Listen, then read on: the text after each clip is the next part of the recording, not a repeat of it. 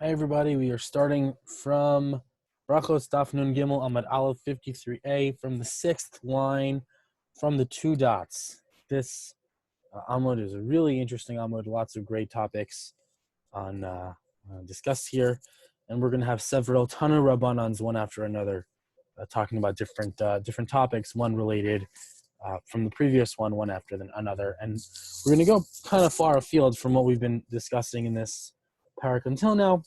But those are some of my favorite amudim, where we just go on a tangent and just go and discuss really interesting topics. So let's dive right in.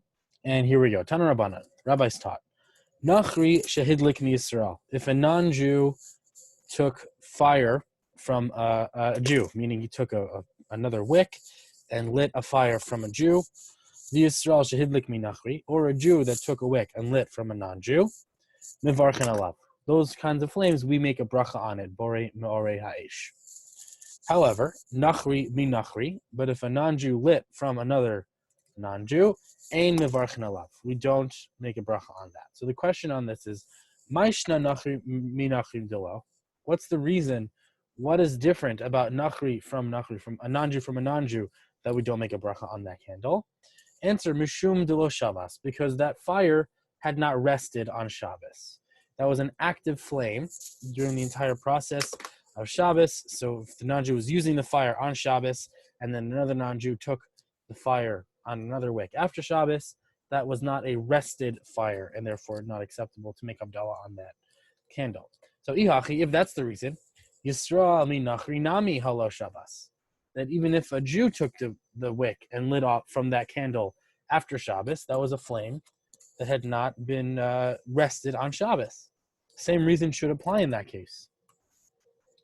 So v'chi tema hach isura azal le, and if you want to tell me that the isur of that flame not having shevas already left because it was transferred to another candle, v'ha'achrinahu, and then that's a different a new flame. Uviyada di Yisrael kamisyalda, and then a new flame came into existence, was born in the hand of that Yisrael, of that Jew.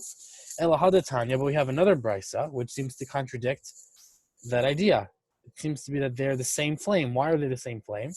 Because hamoti shal hebes l'rishus harabim chayev. If somebody carries a flame to a rishus harabim, he is liable. So what's the case here? How can you carry a flame? Well, you took something that was so small that it wasn't considered carrying. It was smaller than the required halachic measurement of an item, which we can say you carried on Shabbos. On that item, you put a little bit of, let's say, gasoline, and he lit it, and now he's holding a fire with that tiny item. So really, he's not carrying the item, but what he is carrying is the fire. So, and as we know, it's asur on Shabbos to carry something from a private domain to a public domain. And that's the whole idea of Eruv. And this does get a little bit complicated, but the Isser D'Oraisa on Shabbos is to carry anything beyond, bigger than a certain measurement from Rishus HaYachid to Rishus HaRabim, or Rishus HaRabim to Rishus HaYachid.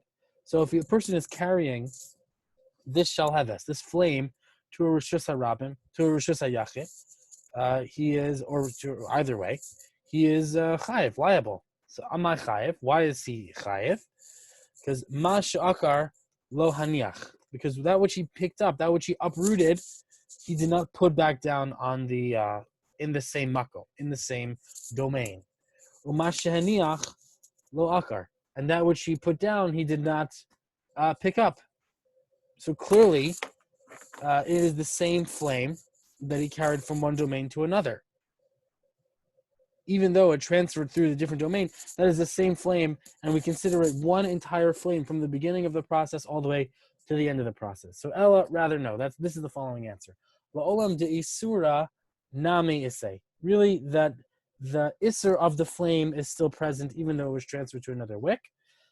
V'chikam mevarich atosefta te'etera kamevarich.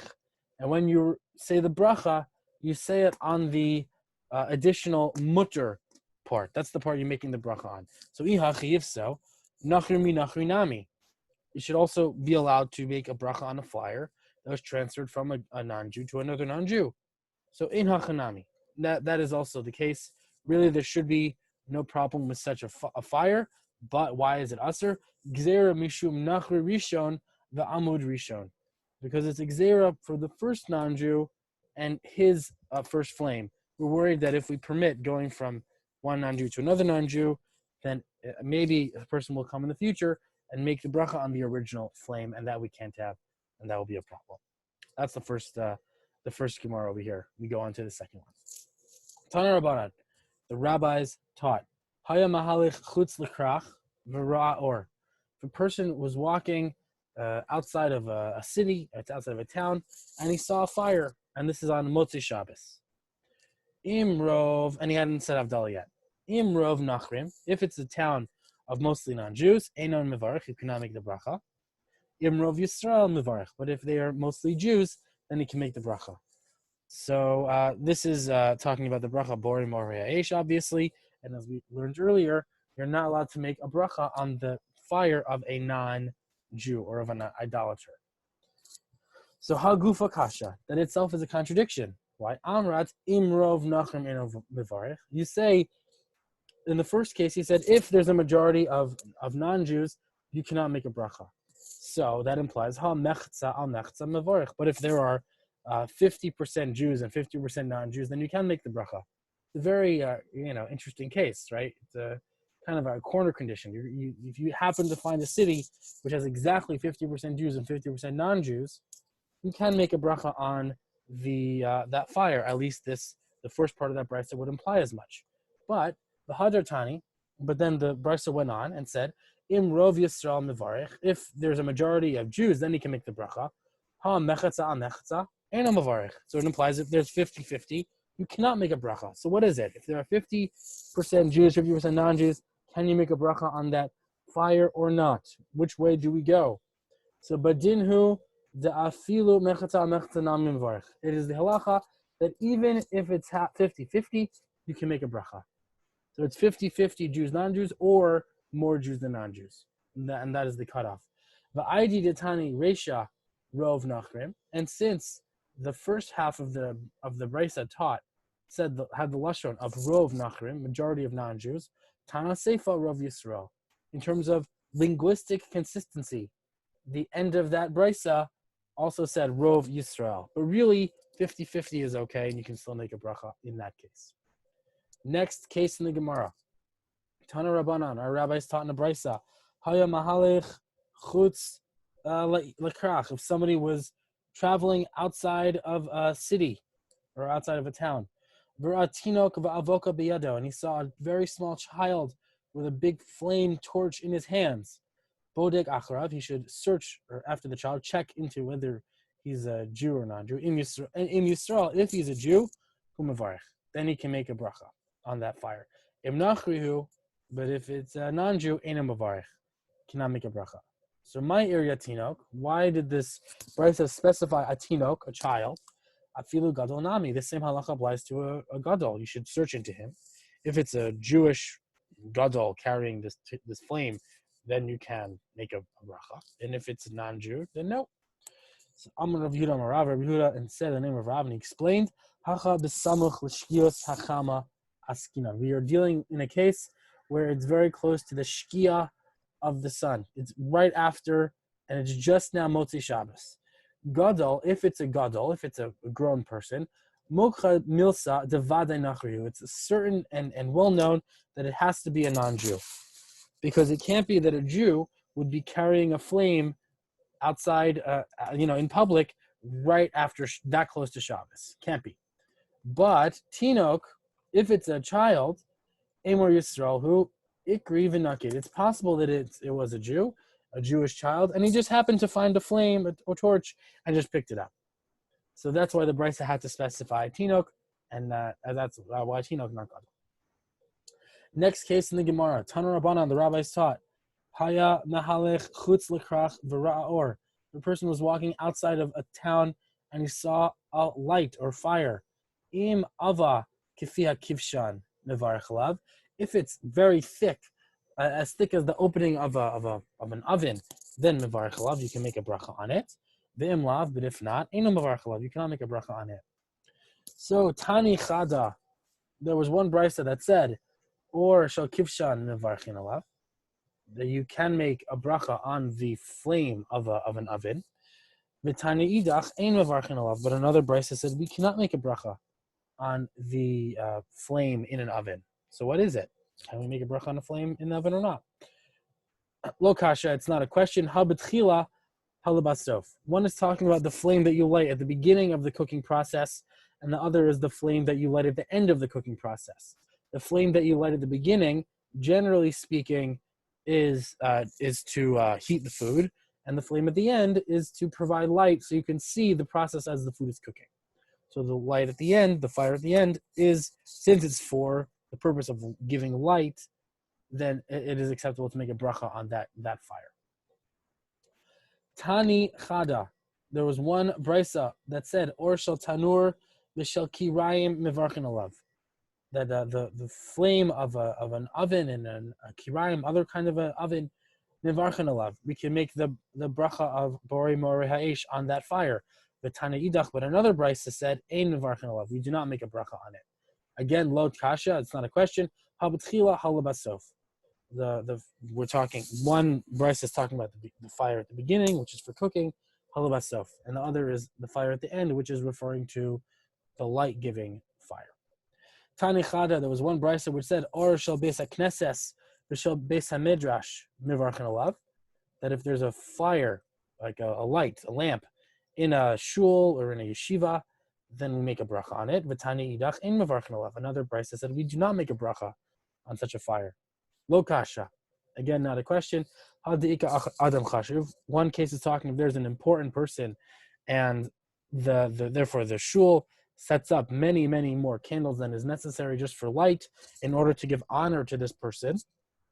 Hadaleka adam chashuv, and the other is where there's no adam chashuv, no very important person, and there's just enough candles just to light up the shul. So it's very clear that the candles, their purpose is for bringing light. In all these cases, really the common denominator is, what is the purpose of this fire? Is the purpose to cook? Is the purpose to give honor to somebody?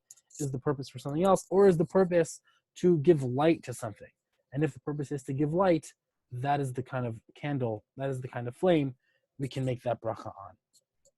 V'ibais eman, if you want to say, I'll give you another reason. Havaha zeika adam chashuv. They're both examples where there is an adam chashuv in that shul. V'lo kasha, but it's still not a question. Ha deika chazna, ha deleka chazna. There's one where there is a chazan, which is literally a what we would call today a shamish, with somebody who takes care of the shul. Hadaleka chazna, and the other cases where there's no shamish, so the shamish would have to have light to, so he could see, so he could have his meals, whatever it may be. But if there's no shamish, then clearly the light is only there to give honor to this adam chashuv, would not be acceptable to make a bracha on it. V'ibais ema, and if you want to say another answer, havaha deika chazan. Both cases are where there is a chazan, a caretaker in that shul. Below kasha, but still not a question. Ha deika sihara, v'ha deleka sihara. One case is where there's sufficient light from the moon, so the flame wouldn't be needed to give light to the shul. V'ha deleka sihara. And the other case is where there is not enough light from the moon, and therefore the purpose of the candles is clearly to give light into the shul. That's that part of the Gemara. We move on to the next. Tanu Rabbanan, the rabbis taught. Hayu Yoshua beis medrash. If there were people sitting in a beis medrash, the v'aviu or lifnehem, and there was a flame brought to them. Beis Shammai Omer, and Beis Shammai says, Kol echad ve'echad mevarch la'atzmo. Every person should make the bracha for himself. Beis Hillel Omer, but Beis Hillel says, Echad mevarch l'kulam. One person should make the bracha for everybody. Why? Mishum shene'amar, because it says in the pasuk in Mishlei, one of the most famous psukim, one you should absolutely know about, B'rov am hadras melach, with the multitude of the nation comes the honor of the king, or the honor of the king lies in the multitude of the nations. Meaning, when there are a lot more people coming together to do one mitzvah, that is a greater kavod to the king being Hashem in this case. And therefore, Beis Hillel says, based on this pasuk, it's better that one person should make the bracha for everybody. Because why? Barov am hadash. So Bishlama Beis Hillel Mefarshi Tama. I understand Beis Hillel because he explained his reasoning. He brought that pasuk and that makes perfect sense. Ella Beis Shammai my time. What's the reason Beis Shammai said every person should make the bracha for himself? Kasavre mipnei bittul Torah, or mipnei bittul Beis Hamedrash. He holds that the reason is better to not do bittul Beis Medrash. Better the people should stay learning and not have everybody come together under one bracha, which might take a few minutes. And really, everyone should make their own bracha to themselves quietly, and therefore, and keep learning and do more learning and better learning. That was what Beis Shammai said, which also very makes a lot of sense, that answer. Tanya Nami Hachi, we also learned in a Brisa, Shal Beis Rabban Gamliel, the people in the yeshiva of Rabban Gamliel, Lo Hayu Omrim Merape Bebeis Hamedrash. They would not say Merape, you should be healed in Beis Hamedrash, Mipnei Bittul Beis Medrash, because they were worried about the bittul of bittul Torah in the Beis Medrash. So what is Merape? Merape is when someone would sneeze, they would say, God bless you, essentially, or gesund, gesundheit. You should feel better, you should be healthy. And so the Rambam brings this down Kahalacha. He brings it down on Hilchos Talmud Torah Perek Dalet Halacha Tes. He says, Afilu mishenis atesh, even if someone sneezes, and here's talking about in a Beis Medrash, Ein Omer Mo Refuah the Beis Hamedrash. We don't say Refuah, feel better, the Beis Medrash, in a Beis Medrash. Ve'ein Sarach Lomar Sh'ar Devarim. And I don't even need to tell you that other things we for sure don't talk because of Bittul Torah in the Beis Medrash. We don't say that thing, not even Gesundheit. So in this context, there's a very important part of Pirkei Rabbi Eliezer in Perek Nun Beis, which talks about the Jewish in Jewish tradition, what the deal is with sneezing and why we say refuah, gesundheit, why we say these things in the first place when someone sneezes. So this is what it says: Miyom shenivra ha'olam, from the day that the world was created, lo haya adam chola ella lo haya adam chola. There was never a person who would get sick. Ella b'kol makam shaya adam. But in any place where there were people, in b'derech, in b'shuk, whether he was walking on the road or he was in a marketplace, the itesh, and he would sneeze, Haisa nafsho yotza min chirav, his soul would leave from him umes, and he would die. So at one point in history, when a person would sneeze, that would be his death sentence. Essentially, that's how the soul would leave the body. Ad sheba Yaakov Avinu, this would happen until Yaakov Avinu came along. Ubikesh racham yamazos, and he davened for mercy on this thing. Va'amar rofnei kadosh baruch hu, and he said before God, Ribono shel olam, Master of the world, al tikach es nafshi mimeni, do not take my soul from me. Ad asher ani mitzaveh es banai uvnei beisai, and don't kill me until I give commandments or give my last will and testament to my children and to the people of my house. And God answered this tefillah, Shinamar, as it says in the pasuk, after those things, it was told to Yosef, your father is sick. And all the kings of the land heard about this at Tamehu, and they were very confused, they're very confounded. Why? Because such a thing had not happened since Shemayim and Aretz were created. Lefikach, and therefore, Chayev Adam Lomar L'Chavero, a person has to tell his friend, Bish'as Atisho Sav, anytime that he sneezes, Chayim. You should say life, or some kind of such affirming language, either Refuah, Asuta, Gesundheit, such a thing. Should say after a person sneezes, Shene'apach Mavas Ha'olam La'or, that this death of the world will turn to light. Shnei Amar, as it says in the pasuk, and this is from Eov, Atish Tosav Tehel, or with the sneezing shall turn into light, and that is from Pirkei Rabbi Eliezer and based on this Gemara. But nevertheless, we see the halacha itself in the Beis Medrash. Such a thing is not done. Now, there's a lot of great lumdus on this. Why is it that in the Beis Medrash we don't have to say Refuah, and some of the thinkers have put this together and said, well, in the base medrash, they're learning Torah, and therefore the Torah is their protection. So they don't need that additional level of protection in the base medrash, and therefore no need to interrupt Torah learning. In fact, Torah learning is better protection than anything else. For many different places in Shas that we know about this, and that's why we don't say Gesundheit in the base medrash. That is that part of the Gemara, and that was that whole part of the Mishnah. Now we're going to move on to another part of the Mishnah. This is, here we go. This is back on Nun Aleph Amud Beis. Ein mevarchin, we don't make a bracha, lo al haner, v'lo al besamim shel mesim, not on the candle and not on the spices of dead people. So Gemara asks the question, my taima, what's the reason? So ner lekavod hu davida. The candle is only for the honor of the mace, and therefore it's not for light. And as we said multiple times already, the only candle you make a bracha on is a candle that's specifically there for the purpose of giving light. In this case, candle is only there for honor. Besamim, and what's the reason we don't make the bracha on besamim? La'avure recha hu davide, because it's only there to take away the bad stench of the body.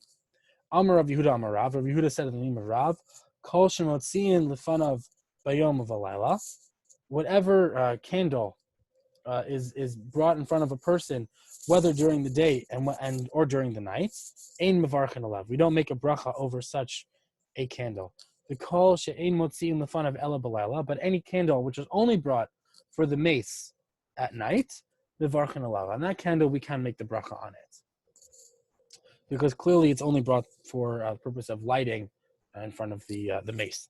Amar Rav Huna says, the samim shall be sakise, that if there are spices, fragrances in a bathroom, the shemen ha'asur lahavir sazuama, and any oil that's used for removing disgusting stench from the body, ein mevarchin alav. We don't make a bracha on it. Now it's important to note that the beis hakise referenced in this Gemara, the bathroom in the Gemara, is very different than the bathroom we are accustomed to today. Their bathroom was much more disgusting, much more smelly, and they needed much more to cover the stench. So obviously, in that case, you would not make a bracha on that besamim. But nowadays, it's a much bigger question. If you go into a bathroom and it's a very sweet-smelling bathroom, are you obligated to make a bracha on that besamim? It's not at all clear what the answer to that question is. So, but nevertheless, the Gemara goes on. Lemimra, meaning to say, dekol hecha delav larecha avida, that anything where the besamim is not used for smelling, meaning not to give a positive smell, but rather to take away a negative smell, lo mevarchin aleha, alu iluyay. We do not make a bracha on that besamim. Meisvei, the Gemara challenges this halacha. Hanichnas lachanuso shel bosem v'hareach rechach. If somebody goes into a fragrance dealer's shop and he smells the delicious smell, afilu yashav sham kol yom kol, even if he sits there the whole day, eino mavarch el pam echad. He only makes a single bracha for all the smelling that he's making of the delicious scents in the shop. However, nichnas v'yatza. If he goes in and comes out and goes in and comes out, mevarach al kol pam b'pam, then he makes the bracha for every time he enters the shop. So now the question, v'ha delav larecha hu davide k'mavarech. But in this case, this is not a case where the bracha, where the besamim is there to make a positive smell, and yet you still have to make a bracha. There, the besamim is only there because this person wants to sell them. He's not putting them out to make this delicious smell for the whole world. He's just trying to sell his stuff, and yet we still see here we make a bracha on it. So what's the answer? Ein larecha nami hu davida. This person is also he puts out the spices for people to smell. Why? Because when people will smell these beautiful fragrances, v'nisu v'nizbun minei, they're going to come into the shop and buy them from him, and therefore it is for the purpose of attracting people and creating smells. Rambam comes along for both of these things that we just learned, and says besamim shel mesim, besamim shel besakise, that if they're fragrances for a dead body or fragrances for in a bathroom, b'shemen ha'asur laha'avir sazuhama, or oil that's coming to take away a bad stench, Ein mevarchen aleihen. We don't make a bracha on them. The fisha na'asu laha'avir riach ra, because they are only there to take away a bad smell. So Rambam interestingly understands b'samim shel mesim not to be for the honor of the dead body, but rather to take away the stench of a body that might be after a person has passed away. He also says in Halacha Hey, this is in Hilchos Brachos Parak Tes, that was Halacha Ches, this is Halacha Hey, Nichnas lechanuso shel bosem.